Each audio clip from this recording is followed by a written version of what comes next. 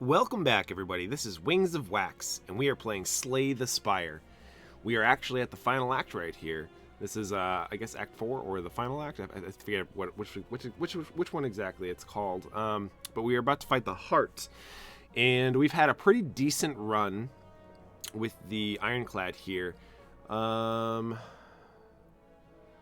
Skull's probably going to be coming in handy. Hopefully, we get something really good from Enchiriadon? I don't know. The book. Yeah, English is hard. So, Nunchaku, we got to probably pay a little bit more closer attention to. I guarantee you I'm going to miss it, but every 10 attacks that we play, we're going to get an extra energy. We have to also pay attention to Ink Bottle. Whenever we play 10 cards, we draw a card. So some key things here. We have a fire that we're going to be able to get to, another shop that we're going to be able to get to. We have like almost no money, but if we can get like a decent potion to be able to help us out here, I'll be more than happy. And then we have the elites right before the Heart, which are two enemies that you'll notice they fight in two different directions, and the one that's behind you deals double damage basically. So yeah, this will be a bit of a challenge. Do we have anything else I got to keep in mind? This is the deck. We still have 2 strikes and 2 defends. That's actually not terrible. I mean, usually I have like 1 and 1 by the end of a lot of these runs whenever I get here, but we do have an upgraded dual wield, which is going to be useful, I feel like, with a lot of 0 mana cards. We do have Combust. It's going to end up in our opening hand, which is also going to be useful. I wish we had some type of like thorns where like whenever we would take damage, the opposing enemy takes damage too, because that's going to be super duper helpful against the Heart. But unfortunately, I don't really see much here in terms of that. But we are very aggressive. We don't really have a ton of blocking, which is going to be probably what kills us. We do have Dark Shackles, so we got to make sure we use that in a proper turn. We just got to hope that, you know, RNG gods help us out here. Yeah, this deck is not by any means like an amazing strategy. This is just a very aggressive basic strategy where, you know, you take advantage of free Infernal Blades. We got Battle Trance to be able to draw some extra cards. Drop Kick is also really good. Reaper is not going to be that great. Reaper's actually probably going to be most likely a dead card against the Heart. One thing to also note is the Heart also, every time you cast a card, you will take 1 damage. So for every card that you cast, that's a little closer to death. Anyways, let's just go upgrade a card. I should have just been looking at that the whole time anyways, because obviously we're not going to be resting. Because we started off at max HP. Wow, we never actually upgraded the Bash. That's really funny. I wonder... It's been, for those of you who don't know, it's been 3 days since my last recording, so I took kind of the weekend off. Didn't really have time. We had a lot of family things come up, and just didn't have a lot of free time. So I didn't have any free time with energy, I should say, to record. I did play some Slay the Spire, and one of the nights I got 3 runs going with the defect, and 2 of them I lost to the Heart, and then the last one I finally defeated the Heart. And the strategy I kind of went for was the 0 mana deck, and I just barely squeaked it out, but I probably could have gotten it without actually squeaking it out if I had just paid attention to like one of the key turns. But yeah, that was pretty cool. That was the final hero, whatever class that I needed to be able to defeat the Heart with. So I was pretty excited about that last night. I'm almost thinking like we go with like Rage here, because I do think defense is going to be super duper useful. The other option is probably to go for like True Grit, so we can actually like get rid of cards like Reaper and stuff that are in our deck. They're just clogging it up. Be able to get rid of basic strikes and defends too. Because Rage, when you upgrade, it goes up to 5 block. It's pretty decent. Only gets +2 block, which is kind of bad, but you do get to choose a card. Man, this is a tough choice, actually. I think those are the 2 best options. I would say Bash is not terrible either. Obviously, the amount of damage we deal is relevant. However, the longer we can survive in the fight, the more damage we can just deal in general. So I'm kind of valuing a little bit more the defensive aspect of it. And we're not like a strictly defensive deck, but like I said, we kind of need help in that department, I feel like, if I remember correctly from the previous runs. So I think it comes down to these two. If this was like giving me like an extra card or an extra energy or something, I would definitely consider that, the drop kick that is, but it does not. So Rage or True Grit? I think we're gonna go for Rage here because we can usually try to make it so that way the randomness is not really a big deal for the True Grit. So I think we're just gonna go with Rage here. Maybe it would have been correct to go for Bash, but I just feel like the defensive portion of this deck is not doing well. All right, what do we get? 1 potion. We're obviously not taking any of these cards. Cleave really doesn't do much against the boss. Anger does do something, but we should probably get a weak potion because that would be most likely the most beneficial here. It's too bad because like a lot of these would be really good. Whenever you lose 1 HP, you lose 1 less, which is really helpful. Actually, it's really powerful against the hearts because he has like a 3 or a 4 times 12 attack, so it deals 3 or 4 damage 12 times. So you would reduce that.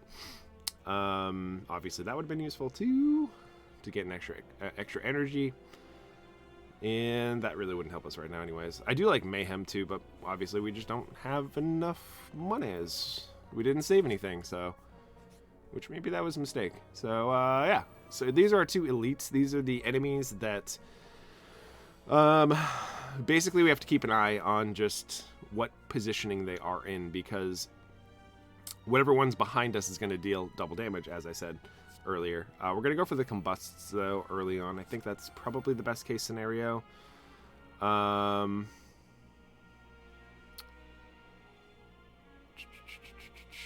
I should have went for the armaments. That was just really silly. I think we go for the spot weakness here, though. We don't really need to go for the armaments if that's the case. We're just kind of like setting up this turn. So I think... Maybe I should go for the Shrug It Off first, because we're obviously going to need some more block here, just to make sure we can power through their attack. Cleave is great, but I think setting up spot weakness is going to be more beneficial for us in the long run, so I think I'm more game for that right now. And I'm trying to save my potion for the heart and not for these elites. Because, like, yeah, sure, these elites can be difficult, but, you know, you just need all the help you can get with the heart.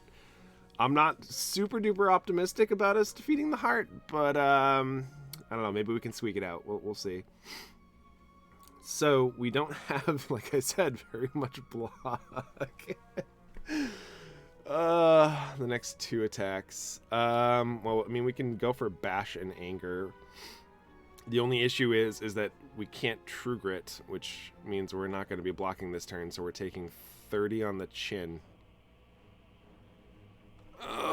See, I knew this was going to be a problem. Oh, boy. We don't have, like, Orichalcum or anything like that to be able to get us blocks, so... Man. Yeah, I think we just have to take 30 on the chin, honestly. I think that is the play. As much as I hate to say that. Because that is a lot. Which means it's going to be even worse for us when we actually get to the heart, because we're going to have even less health. So, that one was painful. Yeah, it would have been nice to have a rage there, because then we actually could have gotten some, probably 10, no, we would have gotten 20 block out of that, so. But we have the rage here.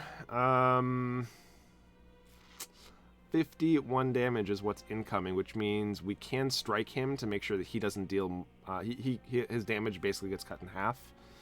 So that's probably the play. We only have the rage, the reaper, and the dual wield. So I think we dual wield the rage here.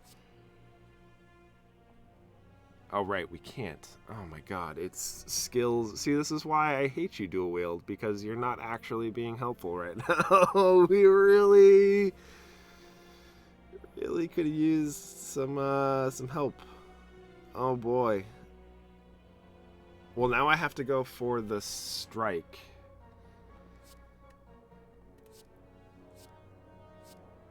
Yeah. And we go for the rage. And I have to position myself this way. Otherwise, I take way too much damage. Man. Yeah, I mean...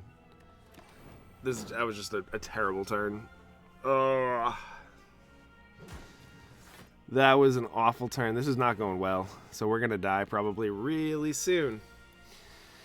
Like I said, we don't really have enough to be able to defeat the heart, and I'm not surprised that we're actually we're struggling here to defeat these guys because they are not easy either. Let's go for the shrug it off first. Let's see what we get. We get battle trance, infernal blade. Let's go for infernal blade. So we get an uppercut. Uppercut is useful. We obviously have the dark shackles, which I can use this turn. I'm pretty tempted to just do it, but. Let's start. I just want to make sure we're not pommel striking first, which it looks like we can. So, as much as I would like to take this guy out right now,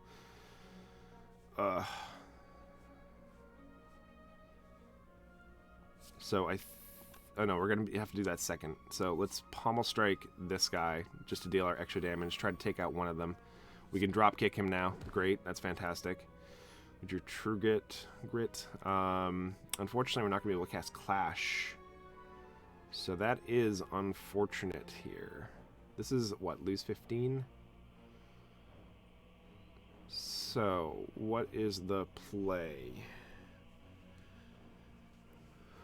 Battle Trance is probably the only option.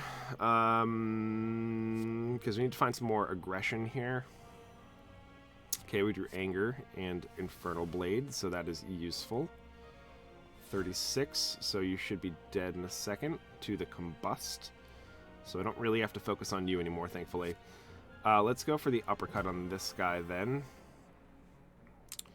Obviously, we're going to go for an Anger. And we don't necessarily have to go for the Dark Shackles here. That's kind of the reason why I was holding out and all this stuff. Yeah, this way it's more likely for us to get rid of a defend. I mean, we still have a chance of getting rid of the Dark Shackles, which is kind of really crappy, but I think that was the best play for us.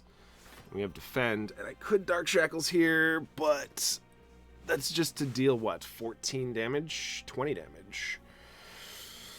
I don't think we're actually going to be able to draw Dark Shackles because we have 25 cards and we have to shuffle our deck again even to have a chance at it. So, yeah, let's just... Like, we're going to kill him before that actually matters. I also got to keep in mind we're at 4 HP. So I really need to kill him, like, this turn. That would be preferable.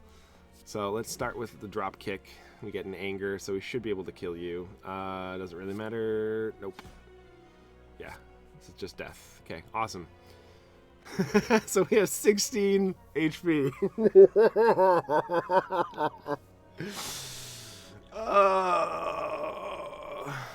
I could have gone for the weak potion, but like I said, I really need to save the weak potions. Like, they're super duper important against the heart. And honestly, if we have to use them in that fight, I don't think we're gonna be able to survive the heart anyways. So,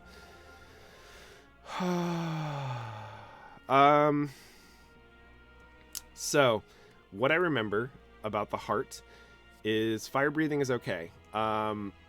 Because in the very first turn, he puts 4 statuses and curses into our deck, which means over the course of the game, that is 40, or at least the next, the time that I draw my cards, I should say, it would be 40 damage. So for 1 mana, 40 damage at the bare minimum, and then the longer the game goes on, obviously, some of them get exhausted, some of them do not get exhausted, so they still stay in the deck, so that means it'll deal more damage. But he does have like 1,000 HP or something like that. Something ridiculous. I'm considering going for the dropkick though. I'm just not sure if it's between fire breathing or dropkick, because dropkick obviously is going to be enabled at some point. And a free 5 damage is, you know, not the worst. I think we're going to go with fire breathing, though. The problem is, like I said, the longer the game goes on, the more this is going to get more painful. All right. What do we get? We get Barricade. Okay. A 0 mana Barricade actually is pretty useful. So let's see. Yeah, he's going to be putting all the curses on us here. We already have some block here, so let's just start with the Barricade. I was going to put up some block first so that we didn't take actual damage. And obviously we want to go for the Combust because we have to. Let's see what this attack potion is going to give us. Not really much, honestly. I mean, I guess we get a free clothesline, sure. He is vulnerable this turn, so I could just go for that. Yeah, I mean, we go for the Battle Trance, see what we get. We get Dual Wield, which will help us get 2 clotheslines. I think that's worthwhile. Okay. 3 clotheslines, my bad. I forgot, now we actually have the upgraded Dual Wield. What are we not casting this turn? Let's get rid of the Strike here. That's definitely the worst option. That way we can actually cast all these cards.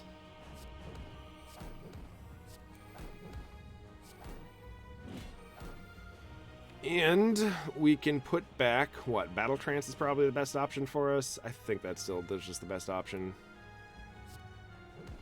Like, I'm never going to be disappointed with Battle Trance on top of my deck. So he's not attacking, which is why we didn't put the weak potion on him. He also already has a 7 weak because of the clotheslines. And there are the 4 statuses and curses. So that will be fun to deal with in a few minutes. It's better for me to go for the Battle Trance first than it is to go for the armaments. So let's start with that, I suppose. Let's go for the armaments. We're only going to gain 3 block. Wowzers. Okay. Well, we don't need to defend too much here. He's only dealing 12. So we got to keep that in mind. I do think we should spot weakness, though, to try to get his strength up. Is this a Dark Shackles turn? It doesn't feel like one. It does not feel like one. We can go for the True Grit and get rid of the Defend, and then Dark Shackles him, and then go for the Clash. I mean, it's a play. Is it a good play? Oh, we're also about to draw a card too, so I gotta keep that in mind. I see the bottle flashing, the blue bottle. Oh, also, I should point out, because obviously we haven't been here yet, you can only deal him a max of 30 HP per turn.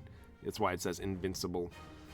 So, in case anybody's wondering, you can't just kill him in one turn, even if you have like a combo deck or anything that deals like a ton of damage. He only can take a max of 300 hits, 300 points of damage every turn. And he starts off with 750 health, so I thought it was 1,000, but, you know.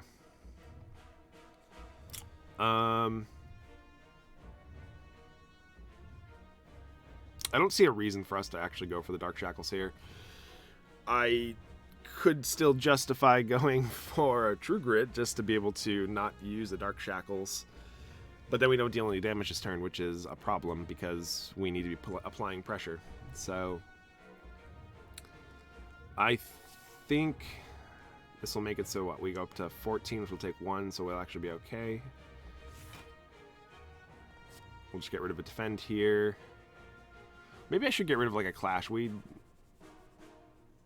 don't think we're going to ever really have too many opportunities to be able to go for the Clash. Like, I realize it's 0 mana, deal whatever damage.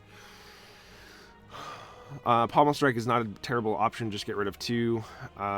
Defends are somewhat valuable, but he is frailing us and weakening us, so, like, take that with a grain of salt. Yeah, I think we just drop a Defend here. And we're going to take 12, which is going to be 0.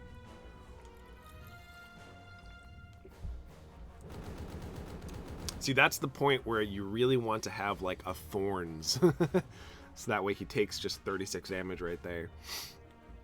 We have Infernal Blades, which I guess we'll lead with and see where that takes us. This is only for whenever you play an attack. Yeah, okay. Just making sure. I'm going to take a point of damage here. I'm actually going to take 2 points, technically. So let's Rage. Go for both of these.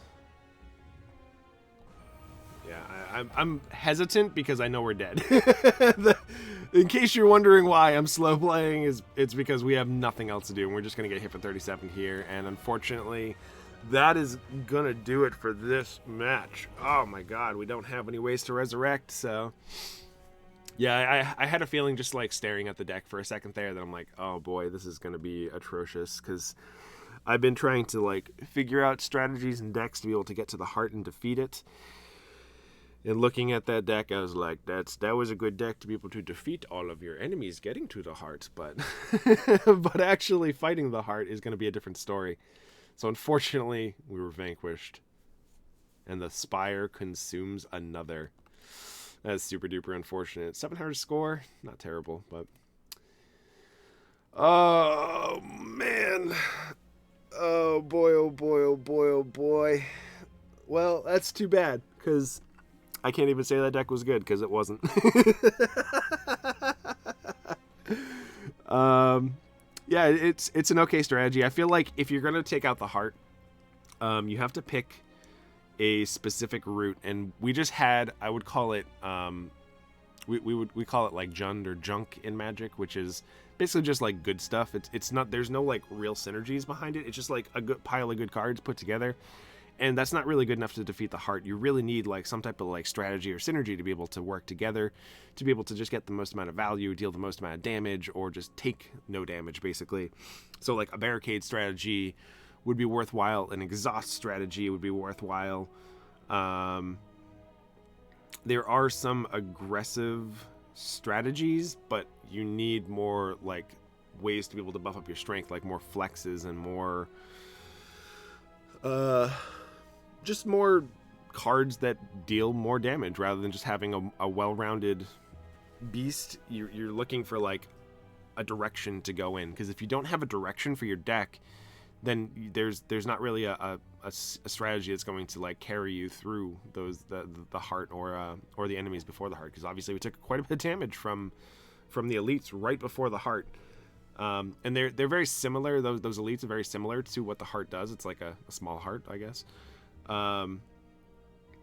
And if you can build your strategy to encompass a couple of cards here and there that take advantage, or like Thorns. Thorns is a fantastic card or ability to have, to be able to deal damage based on the number of damage you have taken.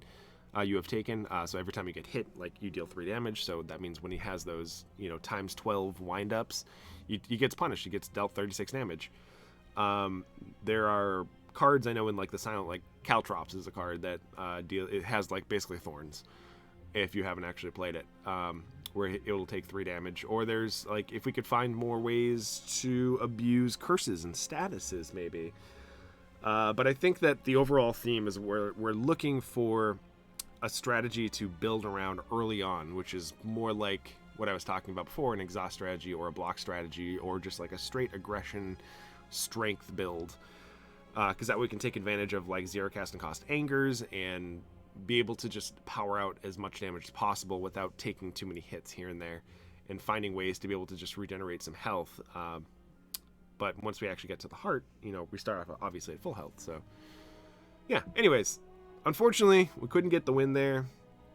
I will probably be recording another episode right after this, because this is only 25 minutes we're in. So might have another episode that comes out. So yeah, look forward to that. Anyways, thank you everybody for watching. Hopefully you enjoyed. Hopefully some of this commentary actually made some sense to you, so that way maybe you could improve your gameplay of this game. Be able to look for certain synergies and strategies, because I think that you need an overall direction to go in order to be able to defeat the heart. So keep that in mind when you're actually playing. Like, try to focus as much as you can on one specific strategy. If usually you don't just like come out of the gates and just be like, hey, I'm going to take a poison deck today. Because the game could be like, I'm not going to give you any poison cards. And you're like, oh, crap, I only have all these mediocre cards. Wait, after the first floor, you should already be solidified in whatever your strategy is.